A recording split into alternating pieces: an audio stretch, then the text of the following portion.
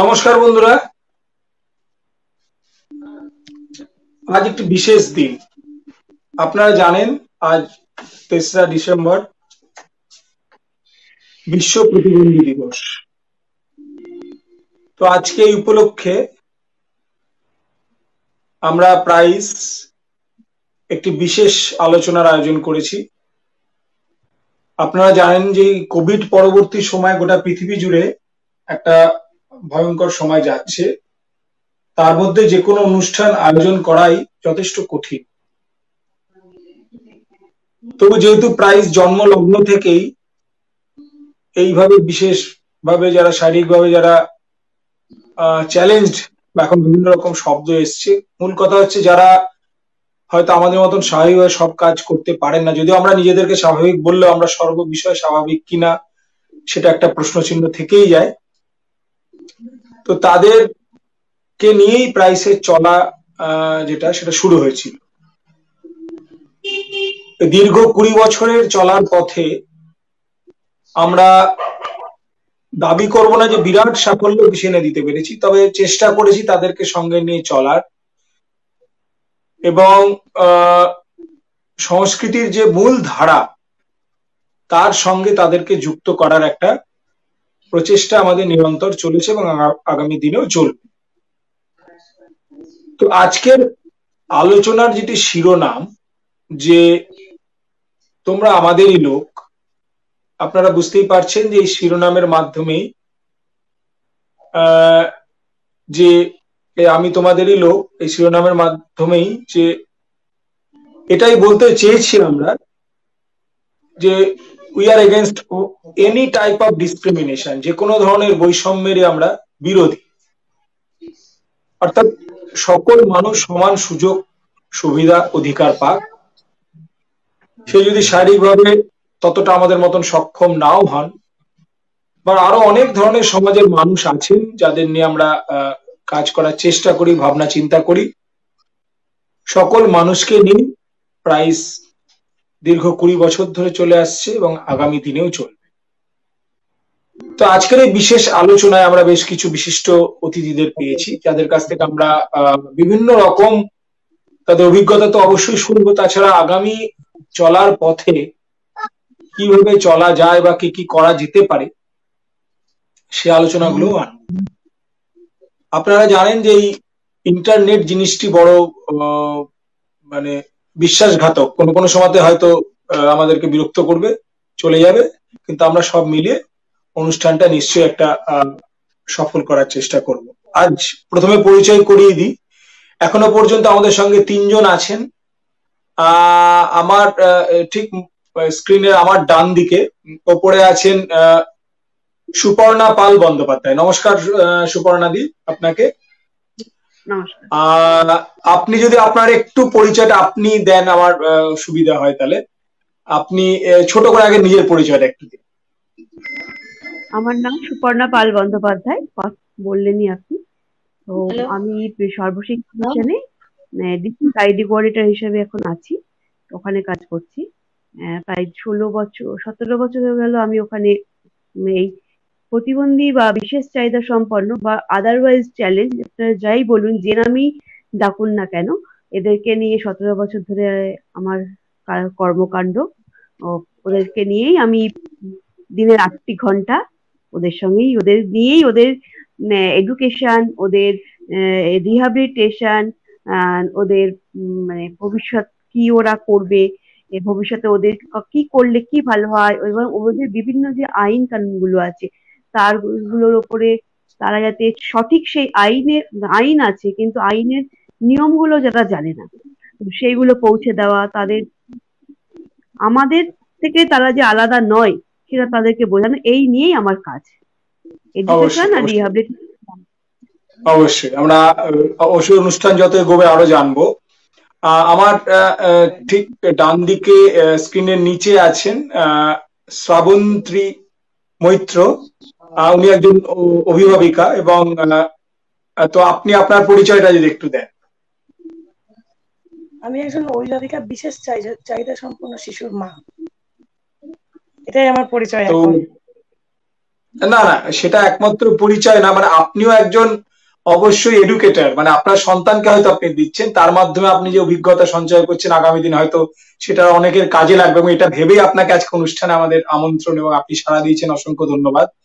যে আপনার অভিজ্ঞতা হয়তো শেয়ার করলে আরো অনেকের সুবিধা হবে, আপনি যেটা প্রতিনিয়ত আহ, মানে সম্মুখীন হতে হতে এগোচ্ছেন। আর হ্যাঁ, আরেকজন আমাদের সঙ্গে আছেন আমার ঠিক স্ক্রিনের নিচে, তারকেও আর নতুন করে পরিচয় দেওয়ার কিছু নেই। প্রাইসে জন্মলগ্ন থেকে মোটামুটি আমরা আছি, এবং আপনারা যে প্রাইস বলতে, আমি যদিও অনেক দূরে থাকার কারণে আপনাদের কাছে অপরিচিত অনেক, কিন্তু বিপাশাদি যেহেতু আহ, তার মুর্শিদাবাদ জুড়ে যে কর্মকাণ্ড, যার ফলে আপনারা অনেক বেশি তাকে চেনেন। বিপাশা দাস, সভাপতি প্রাইস। আহ, তো বিপাশাদির কাছেও আমি বলবো যে শুরুর 2-1 মিনিটের মধ্যে যদি নিজের একটু কিছু বলেন নিজের। শুরু আর কি, আমরা গান বাজনা ভালোবাসি। সেক্ষেত্রে যখন সঙ্গীত চর্চা বা বিভিন্ন সাংস্কৃতিক চর্চা শুরু করেছিলাম, তখন ভাবলাম যে সকলকে নিয়ে একসাথে চলবো। সমাজের প্রত্যেকটা অংশের লোক আমাদের সাথে থাকবে, তাদেরকে নিয়ে একসাথে চলবো, এই ভাবনা নিয়েই চলা। এইভাবে আমাদের একদম একদম একদম, হ্যাঁ, আসলে আমরা এই ভাবনা থেকেই চলা শুরু করেছিলাম। যে যে কোনো ধরনের প্রতিবন্ধকতা হোক বা জেন্ডার, কাস্ট, সেক্স, কোনো কিছু ভিত্তি করেই যেন, কারো ওরিয়েন্টেশন, কোনো কিছু ভিত্তি করেই যেন কোনো মানুষকে সমাজ থেকে বিচ্ছিন্ন করে দেওয়া না হয়। আমাদের মধ্যে অনেক ধরনের ডিসক্রিমিনেশন কাজ করে, আমরা এখনো আছে। যে কালকেই একটি অনুষ্ঠান হচ্ছিল, তো সেখানে সুদীপেন্দু একটু পরে আমাদের সঙ্গে জয়েন করবে, কোন একটা কারণে ইন্টারনেট সমস্যা করছে, তো বলছিল যে আহ, কারো সন্তান, কারো পরিবারের কেউ যদি এরকম মানে ফিজিক্যালি চ্যালেঞ্জ, যাই বলি আমরা, সুপর্ণাদি বললেন অনেক রকম এখন ভাবে তাদেরকে বলা হয়, তো আমরা প্রথমে একটা কেমন অনুগ্রহের দৃষ্টিতে দেখি, বা আহারে কেন হলো, ইস, মানে এরকম। কিন্তু ও নিজে একজন প্রতিবন্ধী হয়েও আমাদের বললো যে না, এইভাবে কখনোই ভাবা উচিত নয়, যদি আমাদের সুযোগ দেওয়া হয়, ঠিক মতো দেওয়া হয়, তো আমরা নিশ্চয়ই একটা জায়গা আমরা নিশ্চয়ই অ্যাচিভ করবো, এবং ও নিজে অ্যাচিভ করেছে, এবং আমার পরিচিত প্রচুর আছে যারা এরকম অ্যাচিভ করেছে জায়গা। তো আমি প্রথমেই, যেহেতু এই সমস্যাটা যাদের বাড়িতে হয়, সব থেকে তারা বেশি একদম সরাসরি যুক্ত, সেই কারণে আমি শ্রাবন্তীর কাছে যাব, যে আমি জানতে চাইবো যে আপনার বাড়িতে যে সন্তান, আপনার সন্তানটি আছে, তার কি সমস্যা, এক, এবং তারপরে তার জন্মানোর পরে যখন জানতে পারলেন তার এই সমস্যাগুলো, তখন আমি আপনার অভিজ্ঞতা অনুভূতি বলবো না, সেটা আমরা আন্দাজ করতে পারছি, কিন্তু আপনি বলুন আপনার আশেপাশের, বিশেষ করে আপনার, আমি চাইবো আপনার স্বামীর কি অনুভূতি, বা আপনার বাড়ির লোকেদের কি অনুভূতি, এবং বর্তমানে আপনি কতটা ওভারকাম করেছেন, একটু আপনি যদি বলেন আমাদের। আমি শুরু থেকেই বলি। অ্যাকচুয়ালি আমার ছেলে যখন প্রথম আমি জানতে পারলাম যে এরকম সমস্যায় ভুগছে, আমার ছেলের এখন বয়স 14 বছর। যখন আমি প্রথম বুঝতে পারি তখন ওর বয়স 6 মাস। ওর ঘাড় শক্ত হয়েছিল না। তো আমি এখানে এখানে একজন ডাক্তারকে দেখিয়েছিলাম, উনি বললেন যে ও ভীষণ আমি প্রথমে বলুন সমস্যাটা কি, বলুন ওর সমস্যাটাকে বলুন, মানে আগে বলুন যে সমস্যা। এখন সমস্যা হলো ভালো করে পড়াশোনা এডুকেশন নিতে পারছে না এখনো পর্যন্ত, নিজেরটা প্রয়োজন মতো ঠিকভাবে চাইতে পারছে না, নিজের কাজ করতে পারছে সেটা প্রপার না। মানে ডাক্তারি ভাষায় ওর সমস্যাটাকে কি বলছে, যেমন ধরুন যে চোখে দেখতে পায় না তাকে বলা হয় অন্ধ, আর যে ধরুন চলতে পায় না তাকে বলা হচ্ছে সে হয়তো কোনো কারণে মানে শুনতে পায় না, সে কালা, বা কালা না, অনেক রকম, মানে হিয়ারিং তার ইয়ে আছে, প্রবলেম আছে, তো ওর সমস্যাটাকে ডাক্তারি ভাষায় কি বলছে? মেন্টাল রিটার্ডেশন, মানে অর্থাৎ আমরা, হ্যাঁ, মানে একটু আমরা বলতে পারি ওর বোঝা জানার ক্ষেত্রে একটু ওর সময়ের থেকে একটু পিছিয়ে, এইটুকুই বলতে পারি আমরা, তাই তো? সময়ের থেকে পিছিয়ে, হ্যাঁ। আমার মনে হয় এই ব্যাপারটা সুপর্ণা ভালো ব্যাখ্যা করতে পারবে। আমি সুপর্ণা দিকে যাবো, তার আগে একটু আমি অভিভাবকেরটা শুনে নি একটু, নিশ্চয়ই ওনার কাছে তো যাবোই, কারণ উনি স্পেশাল এডুকেটরও বটে, সুতরাং সেই বিষয়ে তো অনেক কিছু জানার আছে। তো আপনি আপনার হ্যাঁ, অভিজ্ঞতাটা বলুন শ্রাবন্তী, আপনি বলুন। এটা প্রথমেই জানতে পেরেছি। প্রথমত যখন এই ঘাড় শক্ত হয়েছিল না, চলতে পারছিল না, তখন ডক্টর জানতে পারলাম যে সমস্যাটা কি। তারপরে আমি অনেকদিন ওকে যে চেষ্টা করেছি, এবং বাড়িতে আমার হাজবেন্ড এবং পরিবারের সবাই আমাকে সাপোর্ট করেছে। আমি রীতিমতো ওকে নিয়ে কলকাতায় থেকেছি, 4 বছর একা থেকেছি আমি ওকে নিয়ে। বনহুগলিতে NIMH আমি রীতিমতো ওকে ট্রিটমেন্ট করিয়েছি। রেগুলার কন্টিনিউ যেতাম ওখানে, সোম থেকে শুক্র পর্যন্ত প্রতিদিন কন্টিনিউ ওকে নিয়ে আমি। যার জন্য ও ও প্রথমত হাঁটতে পারতো না, কথা বলতে পারতো না, নিজের খাবার খেতে পারতো না, কিচ্ছু পারতো না। এখন এমত অবস্থায় ও শিখেছে, নিজের কথা বলতে পারছে, মানে যেটুকু প্রয়োজন সেটুকু বোঝাচ্ছে। আর নিজে প্যান্ট নিজে পরতে পারছে, নিজে একা একা টয়লেটে যেতে পারছে, বা পটি করতে পারছে, একা সমস্ত কিছু করতে পারছে, স্নানও একা করে এখন। এগুলোকে ট্রেনিং এর মাধ্যমে আস্তে আস্তে করিয়েছি আমি, এবং কথাও বলতে পারছে। আর একটা সব থেকে বড় সমস্যা, ও হাঁটতে পারতো না, একদমই পারতো না। সেটাও আমি ওখান থেকেই শিখেছি, ওকে ফিজিওথেরাপি করিয়ে করিয়ে করিয়ে করিয়ে ওকে এটা করিয়েছি। কালার কম্বিনেশন ছিল না, মোটামুটি এখন ভাবে, এখনো পুরো আসেনি, মোটামুটি এসেছে কালার কম্বিনেশন। মানে মোটামুটি নিজের বাহ, জামার কালারটা মোটামুটি ভাবে বলতে পারে। মানে সেই হিসাবে তাহলে আমি বলবো যে ও যথেষ্ট উন্নতি ওর হয়েছে, তাই তো? উন্নতি হয়েছে, কিন্তু এখন এখন সমস্যা হয়ে গেছে কি, এখানে বহরমপুরে যতদিন আমি এসেছি ততদিন আমি সেরকম কিছু পাইনি। কলকাতায় যে জিনিসটা পেয়েছি আমি বহরমপুরে পাইনি। এখানে এসে সমস্যাটা, ওখানে আসার পর যে সমস্যাটা হয়েছে সেগুলো না পাওয়ার জন্য ও আবার এই হাইপার অ্যাক্টিভ হয়ে গেছে, বেড়ে গেছে ওর ইয়েটা। তারপরে হলো যে এই লকডাউনে আরো বেশি সমস্যায় পড়েছি আমি, কারণ ওকে আমি বাইরে যেতে দিতে পারছি না। ওকে নিয়ে হ্যাঁ, সবসময় ঘরের মধ্যে, ও ভীষণ ভাবে বিরক্ত হচ্ছে। মানে ওর একটা আসলে রুটিন ছিল, ডেইলি রুটিন ছিল, খেলছো। আসলে প্র্যাকটিক্যালি এই লকডাউনে শুধু ও নয়, মানে প্রতিটি বাচ্চা বয়স্ক সব বয়সের মানুষই সত্যি আমরা খুব, কেউ ডিপ্রেশনে, কেউ বিরক্ত, নিউট্রিশন, বিভিন্ন রকম সমস্যা হচ্ছে, মানে এটা একা ওর সমস্যা নয়। আমি এক্ষেত্রে সুপর্ণাদির কাছে যাব। তো আপনি শুনলেন যে উনি কলকাতায় অনেক সুবিধে পেতেন, যেটা উনি মুর্শিদাবাদে এসে পাচ্ছেন না। আবার আপনারা, আমি জানি যে এদের নিয়ে কাজ করছেন, বিভিন্ন রকম ভাবে চেষ্টা করছেন। হ্যাঁ, সুদীপেন্দু যোগ দিয়েছে। সুদীপেন্দু শুনতে পাচ্ছ? সুদীপেন্দু, আমার কথা। পার্থটা সাউন্ড একদম, পার্থটা আহ, বাকিরা মিউট না করলে না আওয়াজটা খুব ইকো হচ্ছে। একটু বাকিরা যদি একটু মিউট করে তাহলে মনে হয় সুবিধা হবে শুনতে। ওকে ওকে, ভয়েস আমি আমি বাকিদের বলছি, তুমি অনুষ্ঠান থেকে বেরিও না, পারলে রোটেশন মোডটা একটু, যদি তুমি কি ল্যাপটপে করছো? না, ফোনে করছি, কিন্তু রোটেশন মোডটা করছি, কিন্তু এখানে আসছে তাহলে না। আচ্ছা আচ্ছা, তুমি চেষ্টা করো, আমি আসছি তোমার কাছে। আমি, হ্যাঁ, যেটা সুদীপেন্দু বললো, যে আমি কন্ট্রোল রুমকে বলবো যে সুপর্ণাদিরটা ছাড়া বাকিদের সাউন্ডটা, মানে আমার আর সুপর্ণাদির ছাড়া বাকিদের সাউন্ডটা মিউট করে দাও। হ্যাঁ, তো সুপর্ণাদি, যেটা বলছিলাম, যে তাহলে সেক্ষেত্রে আপনি কি বলবেন, মানে মুর্শিদাবাদে এসে উনি যেটা চাইছেন, যে ধরনের পাচ্ছেন না, সেক্ষেত্রে আপনারা কি ভাবছেন বা কি চেষ্টা করতে পারেন, এটা যদি একটু বলেন, সকলে জানলে সুবিধা হবে। হ্যাঁ, ওনার যে শ্রাবন্তী ম্যামের যে সমস্যাটা বললেন, মানে ওনার বাচ্চার যে সমস্যাটা, এটা আমার শুনেই হুম। প্রথমেই মনে হলো উনি মানে মেন্টাল রিটার্ডেশন, মানে মেন্টাল রিটার্ডেড বাচ্চা। তো আপনার বাচ্চার পার্সেন্টেজটা কত, প্রতিবন্ধকতার পার্সেন্টেজ কত করিয়েছেন? শ্রাবন্তীর একটু সাউন্ডটা দেওয়া হোক। শ্রাবন্তী থাক। হ্যাঁ, হ্যাঁ, শ্রাবন্তী বলুন আপনি হ্যাঁ, আরেকবার। করিয়েছি আমি, IQ টেস্ট ওর করিয়েছি। ওর তখন ছিল পার্সেন্টেজ কত দিয়ে? 65, এরকম 65 টাইপ এরকম ছিল। তাহলে ও কিন্তু আপনার কথা অনুযায়ী ও যেটা বোঝা গেল যে ওর নিজের কাজ নিজেও করতে পারছে, মোটামুটি মোটামুটি নিজের করতে কাজটা পারছি। নিজে এখন করতে পারছে। হুম। তা আর এই ধরনের বাচ্চারা একটু হাইপার অ্যাক্টিভ হয়ই। আর লকডাউনে তো এমনি স্বাভাবিক, যে মানে আমাদের মানে যারা আমরা নিজেদেরকে স্বাভাবিক বলি, যদিও কেউ স্বাভাবিক নয়, তো আমরা যে নিজেদেরকে বলি, তো আমরা নিজেরাও ভীষণ লকডাউনে ডিপ্রেসড আছি। কেউ আমার বাচ্চা তো সারাক্ষণ আমাকে বলে স্কুলে যাব, স্কুলে যাব, কবে যাব। তো এটা হবেই, এটা কিছু করার নেই।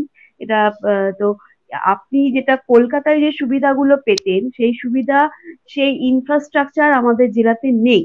হ্যাঁ, তো না। আপনি কি স্কুলে স্কুলে ভর্তি করেছেন এখানে কোথাও? হ্যাঁ আমি ওকে, হ্যাঁ ওকে আমি স্কুলে ভর্তি করছি এখানে নবদিশাতে। হ্যাঁ, নবোদিশায় একমাত্র এখানে আছে, মোটামুটি এমআর দের নিয়ে কাজ করে, মোটামুটি এমআরএ রেপুটেড বলতে পারি। মোটামুটি মোটামুটি। আর আমি এমনি আয়শা স্কুলে মর্নিং এও আছে। মর্নিং এ ভর্তি হয়েছে। তো আপনার বাচ্চা কোন ক্লাসে ভর্তি হয়েছে? ওকে আমি ভর্তি ওকে কোন করছিলাম ক্লাসে? শিশু শ্রেণী থেকে। এখন তো আচ্ছা, এখন স্কুল বন্ধ হয়েছে, এখন যেতে না, পারছে এখন না, কোন তার কারণ এখন কোন ক্লাস, কোন ক্লাসে পড়ছে এখন? না ক্লাস 3 পর্যন্ত পড়ার পর ওকে স্কুল যেতে বারণ করেছিল স্যার, যেহেতু প্রচন্ড হাইপার অ্যাক্টিভ হয়ে গেছিল, ফোনের খাতা ফেলে দিত, আচ্ছা, এরকম বদমাইশি করতো, ব্লোয়িং করতো, সেই জন্য বারণ করেছিল। সেই জন্য আমি নিয়ে যাইনি আর স্কুলে, স্কুলটা আমি স্টপ রেখেছি, আচ্ছা। এখন কি শুধু নগরের সাথেই নিয়ে যাচ্ছিলাম। মাঝে মাঝে ওকে যদি স্কুলে না নিয়ে যান, তাহলে ও তো স্কুলের অ্যাটমসফিয়ারের সঙ্গে অ্যাটাচ হতে পারবে না। হ্যাঁ, ওকে তো ওই শুধু পরিবেশে অ্যাটাচ করতে হবে। তো মাঝে হ্যাঁ আমি মাঝে নিয়ে আপনি যাচ্ছি। আপনি নিয়ে যাবেন। আমার মনে হয়, তবে ইনফ্রাস্ট্রাকচার সরকারি বলুন বেসরকারি বলুন সেরকম ভালো আমাদের জেলাতে নেই, এই ধরনের কোনো যে বাচ্চাদের জন্যই নেই। হ্যাঁ, তো আমি সরকারি স্কুলও নেই। সুপর্ণার দিকে একটা জিনিস আমি বলতে চাই যে ধরুন এই যে সরকারি কোনো ধরনের ইনফ্রাস্ট্রাকচার আমাদের ভালো নেই আপনি যেটা বললেন, এবং সেটা আমরা ব্যক্তিগতভাবেও এটা অনুভূত হই।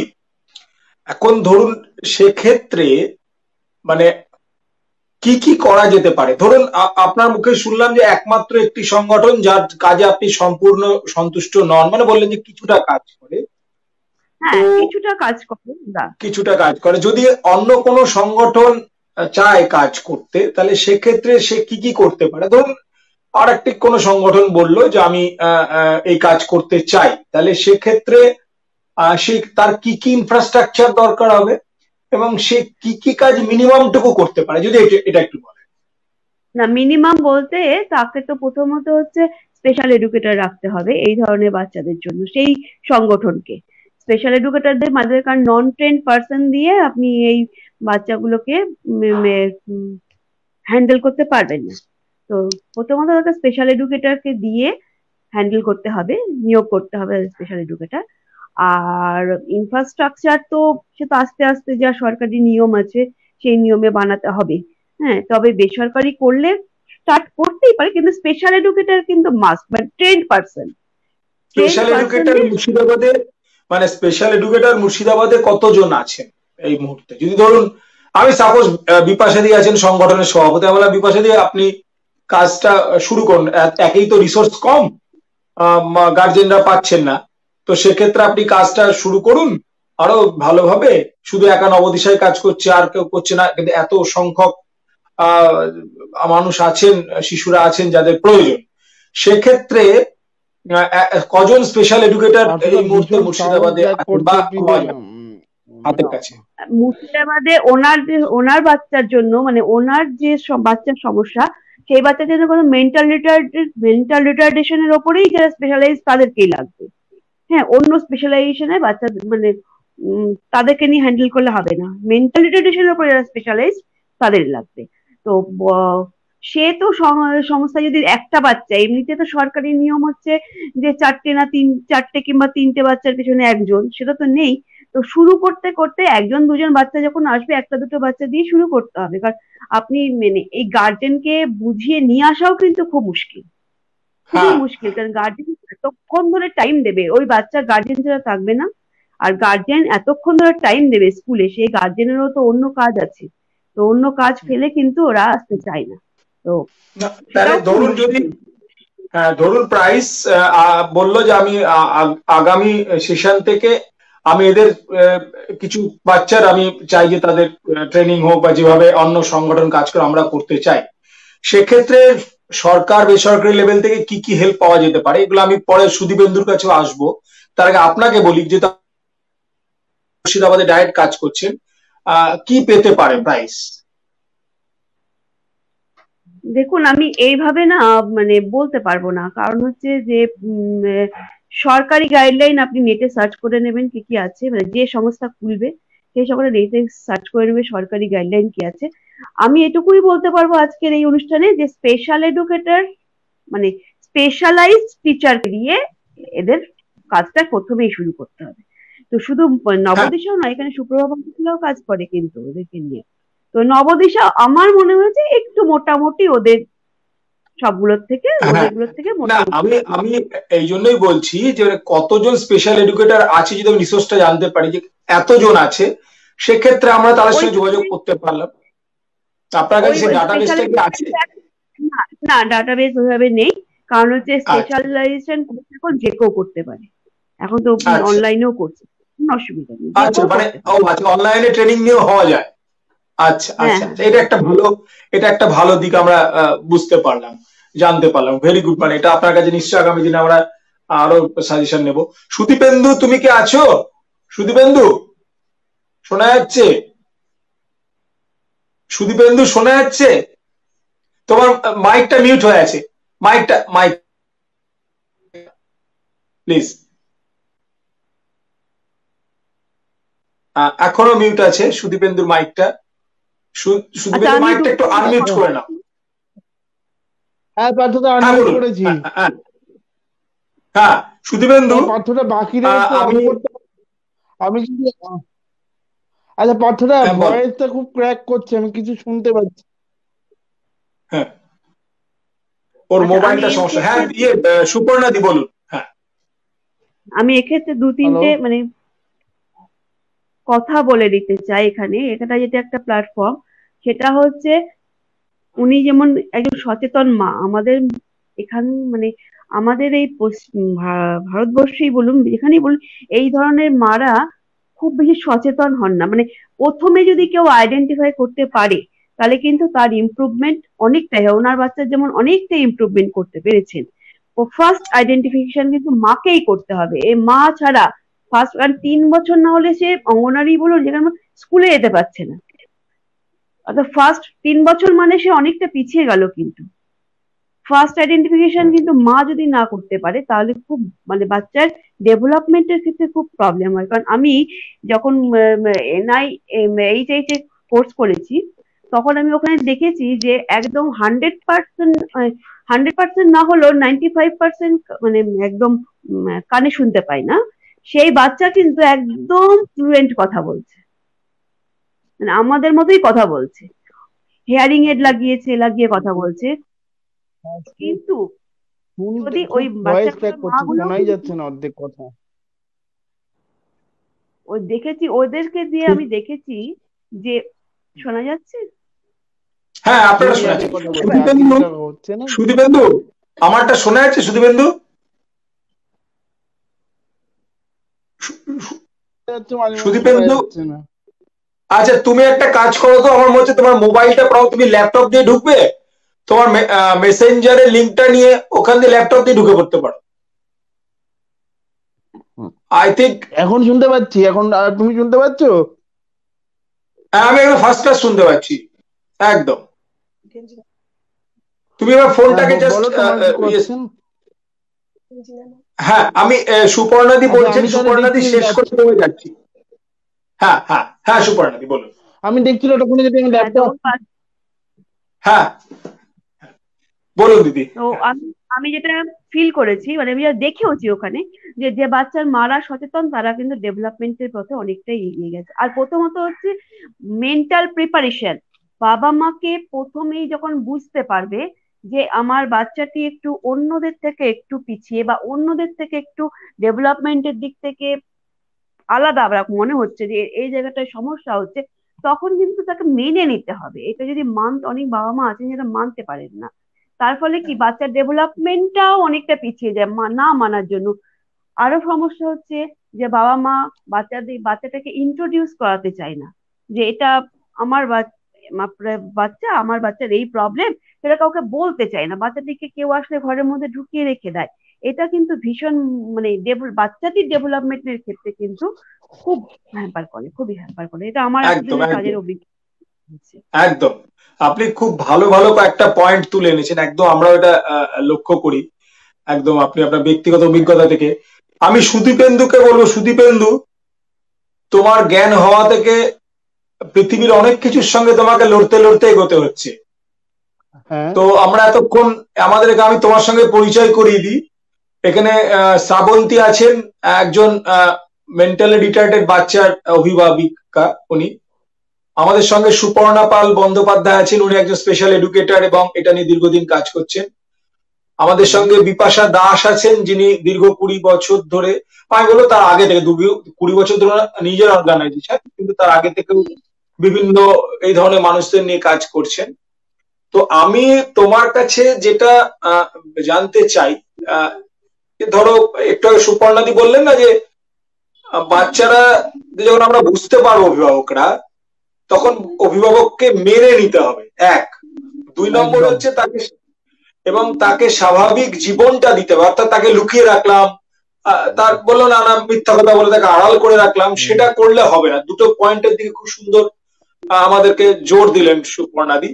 তো আমি তোমার ব্যক্তিগত অভিজ্ঞতাটা একটু শুনি এখানে। তুমি তো পুরো ফেস করতে করতে এসছো, একটু বলো।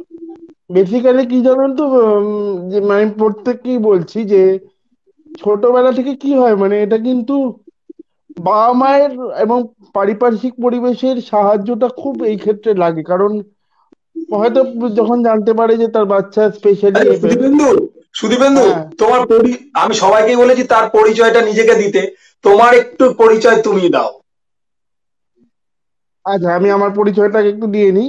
আমার নাম সুদীপেন্দু দত্ত। আমি সেরিব্রাল পলসি আক্রান্ত। সেরিব্রাল পলসি যেটা হয় আর কি, যে ব্রেনের কোনো অংশে আঘাত লাগার ফলে ব্রেনের যে অংশটি এফেক্টেড হয় সেই অংশের সঞ্চালনার ক্ষেত্রে একটু সমস্যা হয়। তো আমি বর্তমানে ক্র্যাচ নিয়ে হাঁটাচলা করি, এবং আমি সোশিওলজিতে অনার্স নিয়ে গ্রাজুয়েশন করার পর আমি বিভিন্ন প্রাইভেট সেক্টরে চাকরি করেছি, এবং বর্তমানে ইন্ডিয়ান ইনস্টিটিউট অফ সেরিব্রাল পলসিতে অ্যাজ এ কম্পিউটার ট্রেনার এবং অ্যাডভোকেসি ট্রেনার রূপে কাজ করছি। তো সচেতনতামূলক কাজ হিসাবে আমি এই কাজগুলো করে থাকি, এবং কম্পিউটার ট্রেনার হিসেবে আমি বিভিন্ন এই ধরনের বিশেষভাবে সক্ষম বাচ্চাদের কম্পিউটার এবং অন্যান্য পড়াশোনা করানোর সুযোগটা পাই। তো আমি আমার এই শর্ট পরিচয়টাই দিলাম, কিন্তু আমার যেটা মনে হয় এই ক্ষেত্রে, যে বাবা মায়েরা যখন জানতে পারেন যে তাদের বাচ্চা প্রতিবন্ধী হয়েছে, সেটা মেনে নিতে কিন্তু অনেকটা সময় লেগে যায়।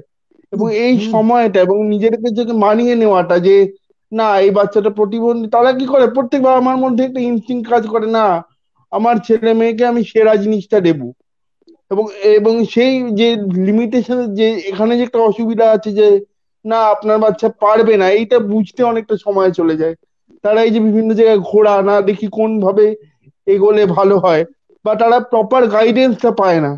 পেলেও তাদের মনে হয় না, এটা যখন বলছে এটা তো নাও হতে পারে, দেখি না অন্যরকম কিছু চেষ্টা করে দেখি না। অনেক ক্ষেত্রে দেখা যায় যে মেডিকেল ডাক্তার বললো যে আপনার বাচ্চা প্রতিবন্ধী বা বিশেষভাবে সক্ষম, তারা সেটা শোনার পরেও সেকেন্ড ওপিনিয়নের জন্য অনেক রকম অন্যরকম চেষ্টা করে, কখনো ব্যাঙ্গালোর নিয়ে যায়, ভেলোর নিয়ে যায়। এই করতে গিয়ে এবং তারপর বাচ্চারা যখন দেখে যে, বিশেষ করে যারা এডুকেশনাল ডিলে দেখা যায়, ডেভেলপমেন্টাল ডিলে বা এডুকেশনাল ডিলে দেখা যায়, তাদেরকে তারা সবসময় ফোর্স করে যে না তোমরা পড়তে থাকো, চেষ্টা করো, নর্মাল স্কুলে ভর্তি হোক। এই ক্ষেত্রে বাবা মারা কি করে, যে নিজেরা মানে যতক্ষণে বোঝে ততক্ষণে অনেকটা সময় চলে যায়।